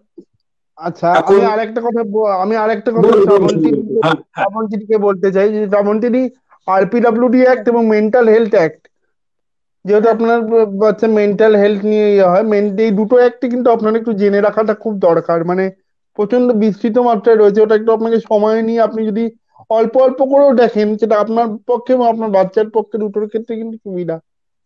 এটা কিন্তু খুব দরকার, মানে একটা জানা। কারণ আপনি যেটা নিয়ে লড়াই করছেন, সেই একটা সম্পর্কে যদি আপনি না জানেন, তাহলে কিন্তু আপনার পক্ষে কাজটা করা, মানে লড়াইটা করা একটু অসুবিধা হয়। তো অস্ত্র হুম শস্ত্র না হুম, নিয়ে তো লড়াই করতে যাওয়া যায় না, এটা কিন্তু খুব ইম্পর্টেন্ট একটা ইয়ে। হ্যাঁ হ্যাঁ সেই সেই অবশ্যই। আমি বুঝেছি সেটা। সুদীপেন্দুকে বলবো, সুদীপেন্দু, আমি নিশ্চয়ই তোমার সঙ্গে তো আমার যোগাযোগ আছেই, এবং সুপর্ণা দিকেও আমি বলবো যে আপনাদের কাছে দরকার দরকার আমরা সাজেশন নেওয়ার চেষ্টা করব, অ্যাটলিস্ট কিছু যাতে অভিভাবকদের সুবিধে হয়। আচ্ছা পাশাপাশি শ্রাবন্তী পার্থরা, এবং আ- আমার কাছে আরপিডব্লিউডি অ্যাক্টের একটা সফট কপি রয়েছে, আমি যেরকম হলে আপনাকে হোয়াটসঅ্যাপে পাঠিয়েও দিতে পারি। হ্যাঁ হ্যাঁ, তুমি আমাকে একটু হোয়াটসঅ্যাপে পাঠিয়ে হ্যাঁ দাও, আমি নিশ্চয়ই হ্যাঁ পাঠিয়ে দেবো। আমি পাঠিয়ে দেবো, অবশ্যই পাঠিয়ে দেবো। হ্যাঁ শুধু আর শ্রাবন্তীকেও বলবো যে আপনি যেমনি সমস্যায় থেকে বেরোনোর চেষ্টা করছেন, আহ, এবার নিজের সন্তানের সমস্যাটা সামলেই আপনি ভুলে যাবেন না। আপনি চেষ্টা করুন পাশাপাশি আরো যারা এরকম সমস্যা আছে তাদেরকে সচেতন করার চেষ্টা করুন, একদম। তাদের পাশে দাঁড়ান। কারণ ভাববেন আজকে যে সমস্যাটা আপনি পড়েছেন, আরো অনেক মানুষ হয়তো পড়ে আছে, আগামী দিনেও অনেক মানুষের হয়তো সেই সমস্যা আসবে। সুতরাং একটা মিলিত প্রচেষ্টা, মানে আমার সমস্যাটাই সমস্যা, তাও সেটা বেরিয়ে গেলে আর সমস্যাটা নিয়ে ভাবলাম না, এটা যেন না হয়, এটা আমাদের বিশেষ অনুরোধ থাকবে আপনার কাছে। কারণ আমরা 3-4 জন গার্জেনের কাছে অনুরোধ করেছিলাম, অনেকে সামনে আসতে চাইছেন না, মানে আমি জানি না মানে তাদের কেন সংকোচ। কারণ অনেক ধরনের অসম্পূর্ণতার একটা অসম্পূর্ণতা হয়তো এটা, আমাদের অনেক অসম্পূর্ণতা আছে। আমি তো অনেক কিছু পারি না, মারাদোনার মতন ফুটবল খেলতে পারি না আমি, বা সচিন তেন্ডুলকরের মতো ব্যাট করতে পারি না, কি সুনীল গঙ্গোপাধ্যায়ের মতন আমি লিখতে পারি না, বা ওস্তাদ আমির খান সাহেবের মতো গান গাইতে পারি না, বা জাকির হোসেনের মতো তবলা বাজাতে আমি পারি না। কিন্তু আমি হয়তো কিছু কিছু জিনিস পারি, যে যার মানুষ তার নিজের মতন করে কিছু কাজ অবশ্যই করতে পারে। সুতরাং সেটাই তার সাকসেস। আর সাকসেসের সংজ্ঞাটা বড় আপেক্ষিক। ছোটবেলায় বুড়োবেলায় নিজের হুম এই যে পায়জামা দড়ি বাঁধা বোতাম লাগানো বললেন না, তো ছোটবেলায় নিজের প্যান্টটা পরতে পারা, আবার একদম বৃদ্ধ বয়সে নিজের প্যান্টটা পরতে পারা, সেটাও তো একটা সাকসেস, যেটা হয়তো এখনকার আমরা বুঝতে পারছি না। সুতরাং সাকসেস সময়ের সঙ্গে সঙ্গে তার আপেক্ষিকতা পাল্টায়। সুতরাং কারোর অক্ষমতাকে নিয়ে আমরা কখনোই ব্যঙ্গ করবো না, এবং অন্য মানুষকেও সেটা বোঝাবো যে আপনি কারো অক্ষমতা নিয়ে ব্যঙ্গ করবেন না, কারো কোনো ধরনের অসুবিধাকে কখনোই ব্যঙ্গের হাতিয়ার করবেন না। সেই এটা আমরা যত নিজেরা নিজের মধ্যে আলোচনা করতে পারবো, বলতে পারবো, সুবিধা হবে। এবং আমরা চেষ্টা করব আমরা যা যা যে ইনফরমেশন পাবো সেটা সকলের মধ্যে ছড়িয়ে দিতে। এবং আপনাদের সকলকে অসংখ্য ধন্যবাদ যে আপনারা আমাদের সময় দিয়েছেন, একদিনে সম্ভব না, তবে এই আলোচনা আজকে শেষ নয়, এই আলোচনা মাঝে মাঝে করব। আমি সুপর্ণাদিকে, শ্রাবন্তী কে, সুদীপেন্দু সকলকেই বলছি, বিপাশাদি কোনো কারণে ইন্টারনেট থেকে বেরিয়ে গেছেন, যে আপনাদের আগামী দিনে ডাকবো। আশা করি আপনারা আপনাদের মূল্যবান সময় থেকে আমাদের কিছুটা করে দেবেন, এবং এসব অন্তত আপনাদের কথাগুলো তো আজকে অনেক কিছু জানা গেল। সুতরাং এটাও যদি মানুষ জানতে পারে, এবং শ্রাবন্তী তো বললো আমি অনেক কিছু জানতাম না, সুতরাং জানতে পারলে তাদের অনেক সুবিধা হবে, সেখান থেকে আরো অনেক মানুষের সুবিধা হবে।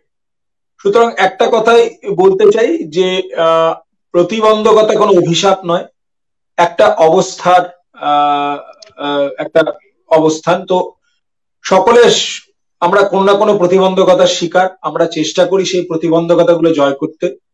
এবং আমাদের সব থেকে বড় প্রতিবন্ধকতা প্রত্যেক মানুষেরই আছে, মানসিক প্রতিবন্ধকতা। আমরা যে কোনো সমাজেই দেখবেন, মানে একটা সময় এটাও তো ছিল যে একজন বিধবার বিয়ে হওয়া, সেটাও একটা ছিল, আমাদের মানতেই পারতাম না, সেটাও তো একটা মানসিক প্রতিবন্ধকতা ছিল এক সময়। সেটা থেকে আমরা বেরিয়ে এসেছি। এখন আমাদের ইন্টারকাস্ট ম্যারেজ এক সময় ছিল প্রতিবন্ধকতা, মানে তারপরে নিজের এরকম অনেক ধরনের নারীদের শিক্ষা ক্ষেত্রে যাওয়া, প্রতিষ্ঠানে যাওয়া, গান বাজনা করা, এখনো আছে গান বাজনা। আমি জানি যে মেয়েকে বলবে গান বাজনা শেখো, কিন্তু তুমি মঞ্চে উঠো না। তো আমার আজকে ভালো লাগছে আলোচনায় 3 জন মহিলা, এবং তারা তাদের ক্ষেত্রে যথেষ্ট সফল, এটা আমাদের খুব ভালো লাগা। সুদীপেন্দুকে অসংখ্য ধন্যবাদ যে তার সব ধরনের প্রতিবন্ধকতাকে জয় করে তুমিও একটা জায়গা আজকে এসছো যেখান থেকে তুমি কিছু বলতে পারছো, এবং বলাটা আমাদের কাছে দারুণ একটা ইন্সপিরেশনের কাজ করছে। তো সকলে ভালো থাকবেন, সুস্থ থাকবেন, করোনার সময় সাবধানে থাকুন, বাড়ির সকলকে সাবধানে রাখুন, এবং আশা করি আগামী দিনে আমরা আবার মিলিত হব এবং কোনো আলোচনা করতে পারবো। যা বিপাশাদি চলে এসছে, আমি বিপাশাদিকে একটা অনুরোধ করবো ভাবছিলাম। হ্যাঁ, তোমাকে আমার একটা অনুরোধ, তোমারটা দিয়ে শেষ হবে, সেটা যে আজকে শহীদ ক্ষুদিরামের জন্মদিন। শহীদ ক্ষুদিরাম আমাদের খুব একজন লড়াইয়ের উদাহরণ হিসাবে আমাদের মধ্যে আছেন। তো আমি বিপাশাদিকে বলবো যে বিপাশাদি সামাজিক কাজকর্মের পাশাপাশি গান বাজনাও করে। তো আমি বিপাশাদিকে বলবো যে শহীদ ক্ষুদিরাম শুনলেই যে গানটা আমাদের মনে পড়ে, তুমি সেই গানটা আমাদের কয়েক লাইন শোনাও, এটা শুনে আমরা অনুষ্ঠান আজকে শেষ করবো। তুমি কয়েকটা লাইন আমাদের একটা কথা বলি এক্ষেত্রে, আমার সামাজিক কাজ কিন্তু সঙ্গীতকে ঘিরেই। আমি আমাদের যে সামাজিক কাজ যেটা আমাদের যেটা, সেটা হচ্ছে সঙ্গীতকে ঘিরে, সঙ্গীতকে ভালোবাসি, কিন্তু ওই বাচ্চাগুলোকে একসাথে এই মূল স্রোতে আনার আমাদের চেষ্টা, কাজে সঙ্গীতকে বাদ দিয়ে কিছু নয়। একদম। তো সেই সঙ্গীত যেহেতু আমাদের মাধ্যম, ভালোবাসার মাধ্যম, বন্ধনের মাধ্যম, আবেগের মাধ্যম, তো আজকে শহীদ ক্ষুদিরামের জন্মদিনে তাকে আমরা শ্রদ্ধা জানাই, স্মরণ করি, এবং পাশাপাশি সেই গানটাও হোক, সেই গানটা শুনতে শুনতে আমরা আস্তে আস্তে অনুষ্ঠান থেকে বিদায় নেব। কয়েক লাইন তুমি করো। আচ্ছা। একবার বিদায় দে মা, ঘুরে আসি, একবার বিদায় দে মা, ঘুরে আসি, হাসি হাসি পূর্ব ফাঁসি, দেখবে ভারত বাসি, ও মা হাসি হাসি পূর্ব ফাঁসি, দেখবে ভারত বাসি, একবার বিদায় দে মা, ঘুরে আসি, কলের বোমা তৈরি করে দাঁড়িয়েছিলাম রাস্তার ধারে, মা বড় লাটকে মারতে গিয়ে মারলাম আর ইংল্যান্ড মাসি, একবার বিদায় দে মা, ঘুরে আসি। সকলে ভালো একবার থাকবেন। দে মা, ঘুরে আসি। ধন্যবাদ। নমস্কার সুপর্ণাদি, সুদীপেন্দু, অনেক ভালোবাসা, এক আকাশ ভালোবাসা তোমার জন্য। হ্যাঁ, আর শ্রাবন্তী, নমস্কার, ভালো থাকবেন, আপনারা সকলে ভালো থাকবেন এবং আগামী দিনে আমরা আবার মিলিত হবো। শুভরাত্রি। নমস্কার, শুভরাত্রি।